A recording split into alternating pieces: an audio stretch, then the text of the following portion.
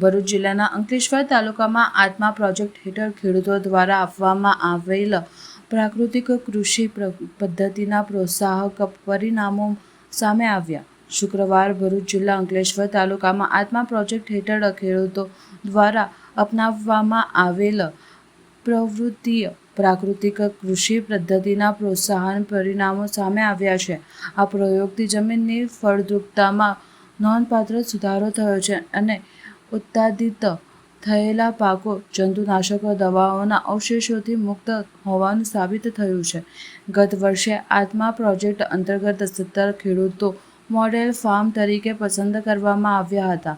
આ ખેડૂતોના ખેતરોની જમીનનું પૃથ્થકરણ કરવામાં આવ્યું હતું, જેમાં ઓર્ગેનિક કાર્બનનું પ્રમાણ ખાસ નોંધવામાં આવ્યું હતું. આ તમામ 17 ખેડૂતોને આત્મા પ્રોજેક્ટ હેઠળ દેશી ગાય આધારિત પ્રાકૃતિક ખેતીની સઘન તાલીમ આપવામાં આવી હતી, જેમાં ઇન-હાઉસ સેન્સર્સ અને વ્યાપક તાલીમનો સમાવેશ થયો હતો. માનનીય રાજ્યપાલશ્રી દ્વારા તેમને હસ્તલિખિત પ્રાકૃતિક કૃષિની પુસ્તિકા પણ આપવામાં આવી હતી અને તેમના પાંચે આયામો બીજામૃતક, જીવામૃત, વાપાસા, આચ્છાદિત અને મિશ્ર પાક પદ્ધતિ અપનાવવા સાથે પ્રોત્સાહિત કરવામાં આવ્યા હતા. મોડેલ ફાર્મનું આત્મા પ્રોજેક્ટના જિલ્લા અને તાલુકા સ્ટાફ દ્વારા નિયમિતપણે નિરીક્ષણ અને માર્ગદર્શન કરવામાં આવ્યું હતું. ચાલુ વર્ષે આ 17 મોડેલ ફાર્મ્સમાંથી